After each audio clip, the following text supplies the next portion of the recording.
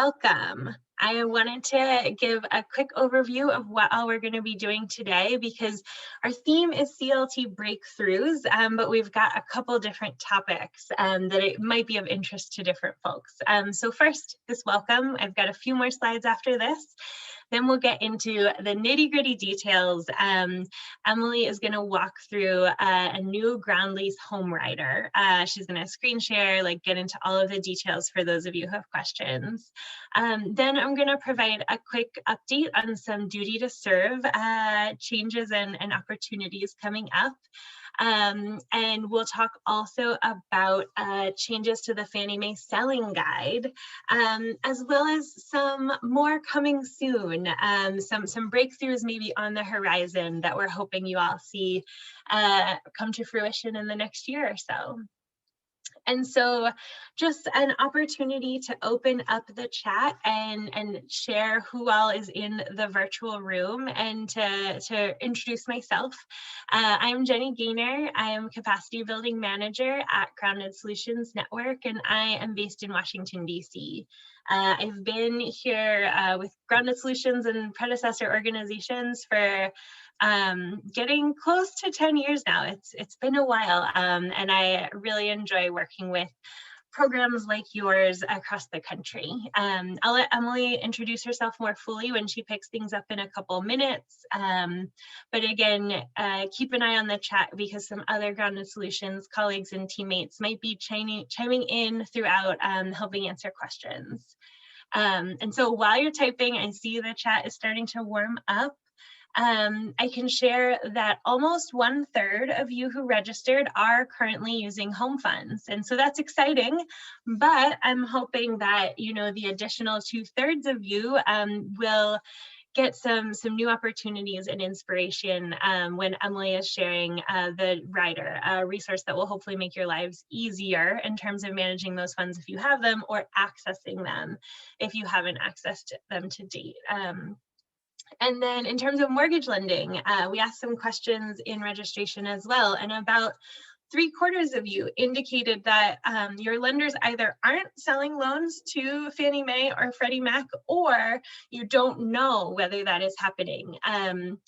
So I did notice that not everyone is representing programs directly in our registration list, but hopefully we're going to be sharing some things today that will help increase your access to those loan products over the long term, really opening up some lending options for homeowners in your programs. And so the chat is really flowing, and hopefully you're getting a sense of who all is joining us live for this call. And I'll move on to one more welcoming and framing slide. And so I just want to reiterate that I am so glad you're all here with us today. As you can tell from the agenda and the webinar title, we're really wanting to share some good news and breakthroughs that we at Grounded Solutions Network have been working towards for quite a long while, and with lots of support from all of our members and partners. And I want to share just a few more logistical and stage setting notes. First, we are going to be recording sections of this webinar, and we'll be making it available as a more lasting resource. So if you miss anything, or if you want to share this with a colleague after the fact, that is definitely an option. So we're going to send a follow-up email within about a week that will have all of the links that we reference, a link to the slides, and a link to that recording that will be posted on our website. And I really do mean, so again, don't worry if you miss anything, but also don't hesitate to type a question into the chat. And I really do mean that we're looking forward to your questions and comments, not only because we just want to make sure that you understand the resources we're presenting, but also because we hope that there'll be some time towards the end for you all to share some of your successes and achievements towards the end of the webinar. So finally, I know it's been a really challenging past year to do this work personally and professionally. And so I just want to thank you again for being here and helping us kick off 2021 with some good news. I'm feeling really grateful and proud to be part of the Grounded Solutions Network team, especially as we're working towards our commitment to support a rapid expansion in the scale of housing with lasting affordability through our Lasting Affordability Now campaign. Hopefully you've seen some recent messages from Tony Pickett, our CEO, talking about that campaign. And CLTs are a really big part of the field of shared equity housing. You are a scalable, sustainable solution, and these breakthroughs that we're sharing today are really just one part of the work Grounded Solutions is taking on and moving forward as we aim to increase the impact of housing with lasting affordability in pursuit of racial equity. So I don't think I missed anything in the chat, but it's just in case, I'll give a pause for Bardillo or Emily. Great. Okay, so I am excited to turn things over to Emily to get into the weeds. Thanks so much, Jenny.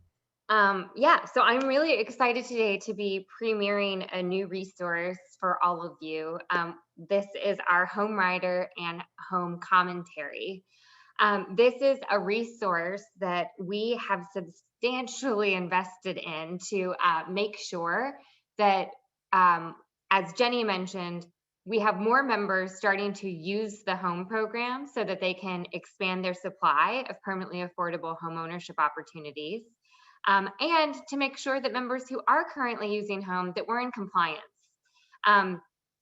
It's a big deal to be out of compliance when you're using federal programs. They actually can and sometimes do come and ask you to return the money for simple errors in compliance that don't seem like a big deal, but we have to be following the rules. And so in order to do that, this was the impetus for creating a rider that's going to make this a lot easier for the field.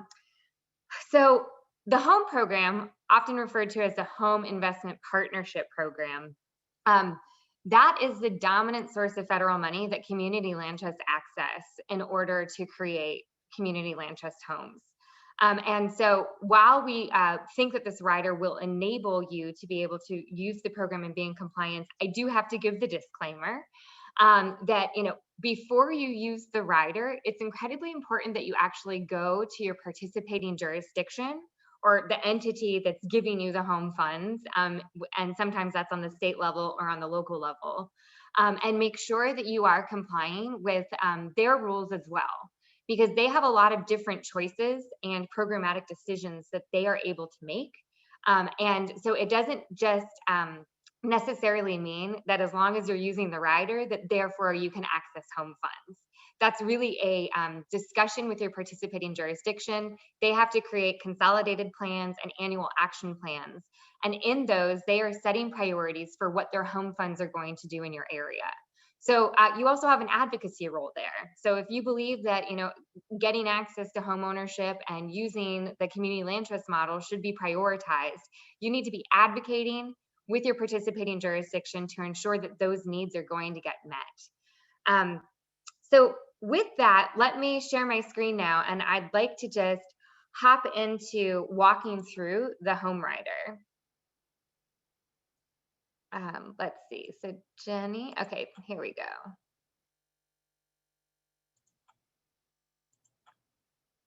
Okay, so I want to walk through the rider, which is available on our website, and just make sure that everyone's understanding why certain terms are included in the rider. And there's also an accompanying commentary, which I urge everyone, before you use the rider, read the commentary through and through. We also provide some guidance in that commentary that is above and beyond what's included in the rider to make sure that you are structuring your agreements with your participating jurisdiction to be compliant beyond what has to be included in this document. So the way the rider is supposed to be used is it is meant to be appended to your 2011 model ground lease document that you have modified for your program. This only works with the 2011 model ground lease. So if you are using the formal ICE lease, this does not apply in terms of how it's structured. It doesn't mean that you still can't learn from the commentary and from it, but do not attach it to the ICE lease. Um, the other thing I want to point out is that this rider is making the assumption that your participating jurisdiction is using resale provisions. So the jurisdiction so the PJ basically has to decide if they're going to use resale or recapture provisions in order to ensure the affordability of the home for the home affordability period. And so this document is definitely making the assumption that resale provisions are being used. That is typically the case in almost every home deal where a community land trust is present, because recapture provisions just frankly don't work very well for how CLTs are structured. So at the beginning of the document, we're going to just have recitals, and these recitals are going to set out the intent and purpose for what this document is. And you are going to have to select at this point in the document basically how the money is flowing into your deal, because that can either be done directly through providing funds to the homeowner or providing a development subsidy. And so you need to specify how many home dollars, how much money went in the deal, whether it went through the homeowner or through the developer, and who the participating jurisdiction is that provided those funds. And then the rest of this is just explaining we need this rider because we have to amend some of the terms in the model ground lease in order to be compliant with the home program. So the next section of the rider is really about setting the term for this rider's existence. And there is an additional section here where you do have to make a decision for what is the appropriate term to include, which is included in these brackets. The reason we do this here is because the affordability term required by the home program varies by how much subsidy is actually in the house. So you only have to comply with the home program effectively for 5 years if you have less than $15,000. You have to comply for 10 years if you have between 15 to 40,000, and you have to comply for 15 years if you have above $40,000 in a deal. The reason why we designed it this way, so that we're specifying this in the rider, is that we want this rider and the constraints, these added constraints that the home program is requiring, we want them to go away after the home affordability period is required. And what it will do is revert back to your model ground lease, right? So it will revert back to the terms in your ground lease. So if some of these things don't work for your program, it's a great thing that they only have to work for the limited amount of time that the home affordability period requires. So moving from there, now we move into amendments to specific terms in the lease. The first one is under the home program. The homeowner absolutely has to have the home be their principal residence. And this can include if the homeowner is living there, their child, spouse, or domestic partner, depending upon states where that legislation exists. In the model ground lease, we have a choice here. So you basically can say, hey, we're going to count this home as your primary residence if you live in it 9 out of 12 months of the year. Under the home program, there is no such specification permitted. And so therefore we needed to amend this term to say primary residence is primary residence as long as it's by household members. The next thing in the lease is that under no circumstance under the home program is subleasing allowed. So there are options and choices when people modify their ground lease around these decisions. Some people allow some subletting if the CLT has approved it. Well, in this instance, we can't allow that to continue during the home affordability period. Next, what's changed is, it's under this section where we specify lease fees, but it's actually about changing terms related to a repair reserve fee. So not all community land trusts elect to do this, but some do. And so in addition to charging a ground lease fee, they're also charging a repair reserve fee. And the intention here is to be promoting sound maintenance and making sure that homeowners are actually savings to address deferred maintenance or, and being able to keep up with maintenance over time. Under the home program, this is not a permissible fee to charge the homeowner. And so therefore, the way that this is written is that it makes it optional. So you can give the homeowner the option to be contributing a repair and reserve fee if you elect to. Otherwise, this is a good section to show, if you don't have a repair and reserve fee at all, this is an area where an attorney should probably look over it and just make sure that they're deleting some of this if it's not going to apply to how your program is designed. Okay, so now we get into something that's a little bit more wonky. So under the home program, we have to meet this definition that comes from statute and from the regs that basically is ensuring that the homeowner receives a fair return on investment. And that is required to include both any down payment made by the homeowner and any value of capital improvements. And so we need to make sure that we are accommodating that in how we're doing this in our model ground lease and in this rider. So the approach that we've taken here is that what we decided to do was put forth a recommendation for how to define capital improvements, okay? Capital improvements, and the way that we've designed this, it's the big stuff, right? It's changing your square footage, changing the height of the home, it's doing things that exceed 5% of the affordable purchase price. What we're saying is this is what is defined as a capital improvement, and the CLT must still approve it in order for this to effectively be needed to be accounted for when in your resale formula to count towards getting a credit for the value of capital improvements. And so that's how we're recommending you approach this, to take into account anything that is related to your resale formula and calculating the value of capital improvements. Now, I am going to say here, and I will touch upon this later, but if you are using an appraisal-based formula, HUD does not require you to actually take into account the value of capital improvements. The reason for that is because they say that the appraisal in and of itself is going to do that. So when an appraisal takes place, if major capital improvements have been done on the house, it should be reflected in the appraised value. And so therefore, you do not have to add into your resale formula some credit for capital improvements. But we can still leave this definition just as is in the rider, because we address that variation for the appraisal-based formula later on. Okay, the other thing that we had to change slightly in the rider is how we define income qualified persons. So under the home program, this cannot exceed 80% of the median income. We also have to include in the definition of income qualified persons home housing counseling, right? So the home program requires that there is home buyer education counseling by a HUD certified housing counseling agency. And then lastly, the home program only allows students to be eligible for housing under home if they are eligible to receive Section 8 assistance. And so this is just something that we've had to add in here to make sure that we're meeting all of the home requirements. If we look to Section F here, this is about transferring the property to heirs.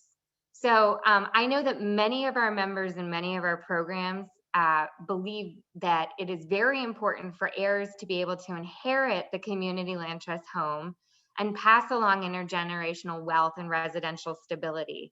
And we support that too. Under the home program, it's a little bit more restrictive than what many programs have decided to do. You are only allowed to pass the home on to an heir if that heir is an income qualified person.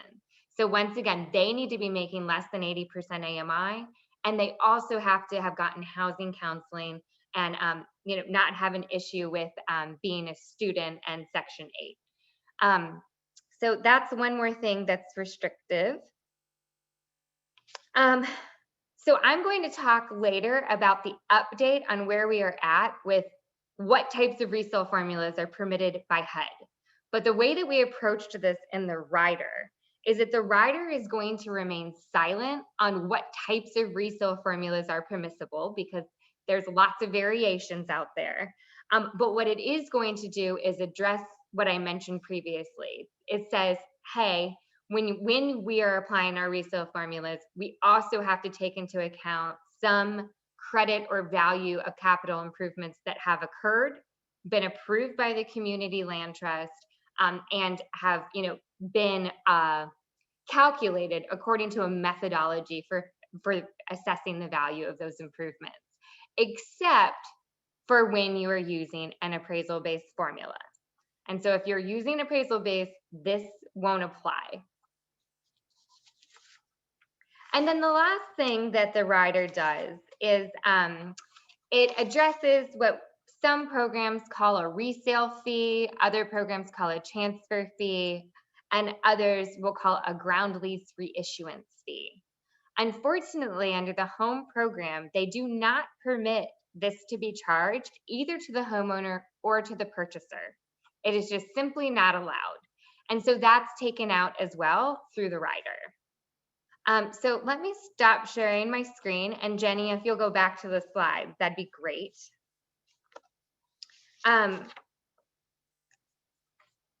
So I just want to do a quick summary because, it is home regulations are nice and wonky and very complicated to understand. And that's why we do have the accompanying commentary. But I just want to do the quick summary of what gets changed when you're using the home program. One, the affordability term of the rider is only going to be in effect for 5 to 15 years, depending upon compliance, and then it will burn off. Two, it's going to have to be the primary residence of the family at all times and with no subleasing. Three, we are going to make sure that the repair reserve fee, if you have one, is optional. Next, capital improvements is going to be defined as the big stuff. CLTs are going to have to approve it, and the homeowner and the CLT are going to have to agree on whatever method is used to establish that value whenever the resale formula is going to be applied. Next, income qualified persons is slightly modified, and the home must be inherited only by heirs if they can income qualify, that they can continue to live in the house. Resale formulas, except for appraisal based, are going to account for capital improvements, and no resale or transfer fee can be charged to the home buyer. Okay, so check out the we're going to share is a little bit of a duty to serve update. And so I do want to start at the very beginning, just to be sure we're all on the same page before I get further into the update.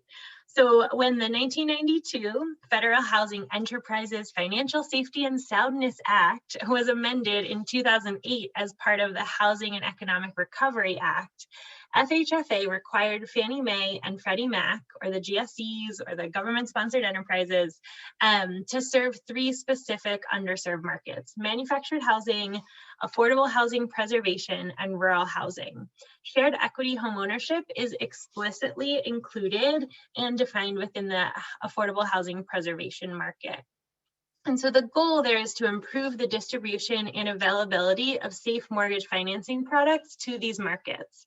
And each GSE develops a 3-year underserved market plan with specific actions they'll be taking to better serve these markets to fulfill that duty to serve rule. And so the first plan period went into effect from 2018 to 2020. And you likely heard a lot about it from Emily and my other colleagues. It was a huge win for the field to have the GSEs taking action to increase the amount of shared equity homeownership loans in the secondary market. And we saw a big opportunity to educate more lenders about shared equity homeownership programs. As many of you know, programs have had significant challenges in finding lenders who understand their programs and are willing to lend for shared equity homeownership mortgages over the years. And so while we'd originally been expecting a new 3-year underserved market plan starting in 2021, due to all the uncertainty and disruptions from the COVID-19 pandemic, FHFA actually instructed the GSEs to make a 1-year extension to their 2018-2020 plans. So now it's been extended and covering this year as well, but there are new plans in the works. And these current plans are still maintaining these commitments to shared equity homeownership, and in fact are trying to resolve some of these challenges we've been seeing. So these challenges, because including in shared equity homeownership in the duty to serve rule was a really big step forward, but we still do have further to go. What we've found so far is that there's now this shared definition of shared equity homeownership in that regulatory language, and some lenders are, as a result, increasing their familiarity with shared equity homeownership programs.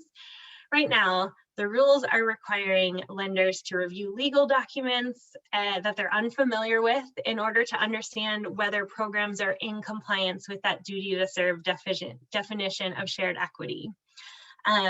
It's often triggering attorney review for those lenders, which is costly and not time efficient for them, and probably for the programs closing too.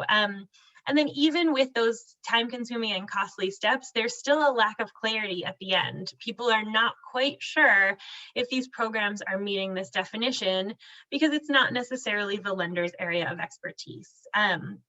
And so not only are lenders dealing with that duty to serve shared equity program criteria definition work, they're also trying to work with the CLT organizational underwriting criteria in the selling guides, which often required them to be collecting a lot of background documents. There were more vague terms for evaluating and understanding those documents. And then it required a comparison to the model ground lease, again, a legal document that folks are relatively unfamiliar with. So all of these things, again, are just not necessarily a mortgage underwriter's area of expertise, and it's the kind of stuff that slows things down and complicates them. So despite there being some opening up when the duty to serve rule included the shared equity definition, there were still real hurdles for lenders, even with that duty to serve rule in place. And so the opening up and the increase in serving the shared equity homeownership market didn't quite happen the way we'd hoped. The lenders are out there spending extra time underwriting the loans, and lenders don't want to do this out of the goodness of their hearts.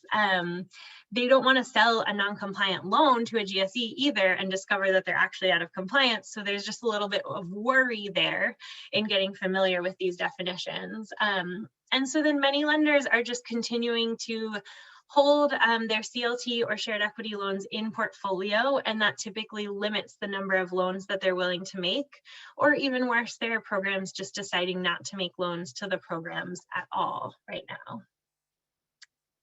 And so I'm really excited to share that there are two breakthroughs related to this to keep us moving forward in terms of lending access. One that is coming soon and one that is already here. Kind of out of sequential order, I'm going to talk about the one that is coming soon first. Grounded Solutions Network is partnering with Fannie Mae to launch a self-certification based application form that's going to help lenders to understand which community land trust and shared equity homeownership programs are actually meeting the duty to serve shared equity homeownership program criteria. So with this new program certification opportunity, you, the experts in your programs and your legal documents, will be able to answer the key questions about your program to understand if it's meeting the duty to serve shared equity definition. You would be submitting a short application form going to Grounded Solutions Network. So that would then allow the lenders to focus on their areas of expertise with guidance from Grounded Solutions Network's review and audit of the self-certified applications about your program structures. So that way, when you're working with a lender and you've completed this application form and you know that you've been approved, you're going to be able to say, hey, we're on the list. And then your lender shouldn't be working through all of those challenges we laid out on the last slide.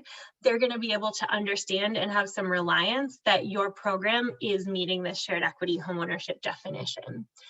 So the hope is they'll be less likely to be holding those loans in portfolio, more likely to make more loans as a result, or some of these lenders who have been reluctant to do this lending in the past might be ready to do so with this additional support and expertise that's going to be offered to them.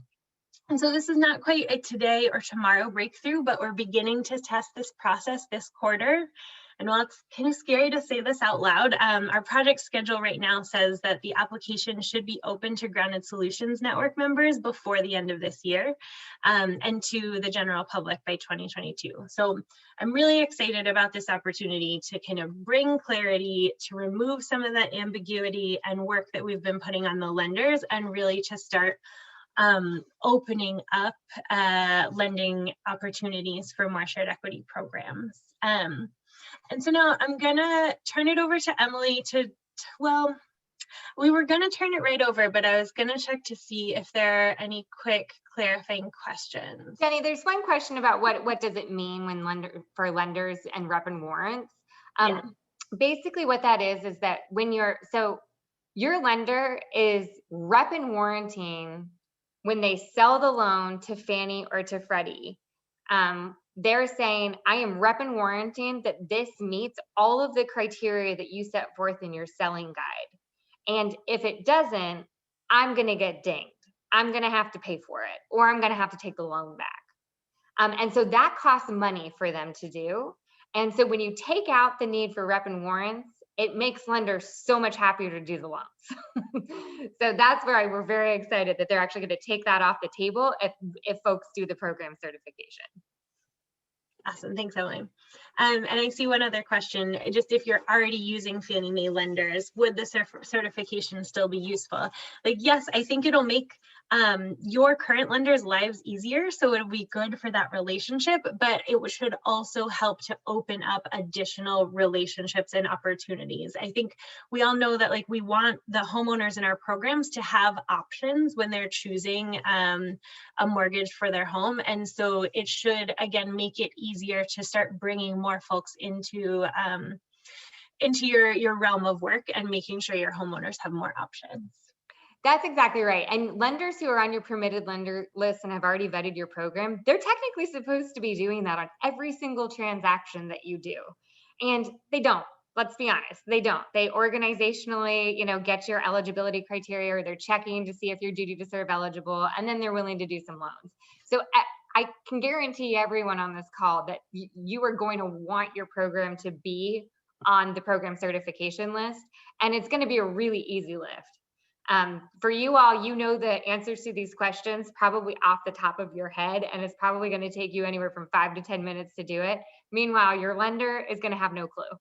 So this will be a very good thing for everybody. Yes, I'm very excited about it. And so now that is the upcoming breakthrough, the kind of teaser, if you will, but Emily is going to share a little bit about the related Fannie Mae breakthrough that has already happened. So, selling guide changes. Thanks, Jenny.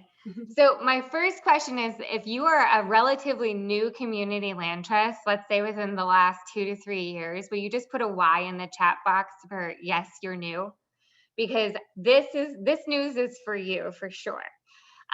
So we have been very diligently and warmly complaining to Fannie Mae for many years that they have been requiring this organizational underwriting of community land trusts before a lender can even come to the table and potentially work and do a mortgage for one of your home buyers. And frankly, they haven't required this kind of organizational underwriting or eligibility for other nonprofits that provide second mortgage loans or other down payment assistance. It's kind of been something where we're like, why us, right? Like, why our field?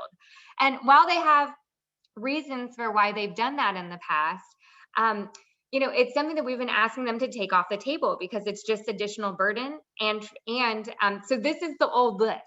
They used to have criteria that our members had to meet with, things like you must have at least 2 years of experience in successfully managing affordable housing, or the staff responsible, you must review their resumes to verify sufficient experience, right?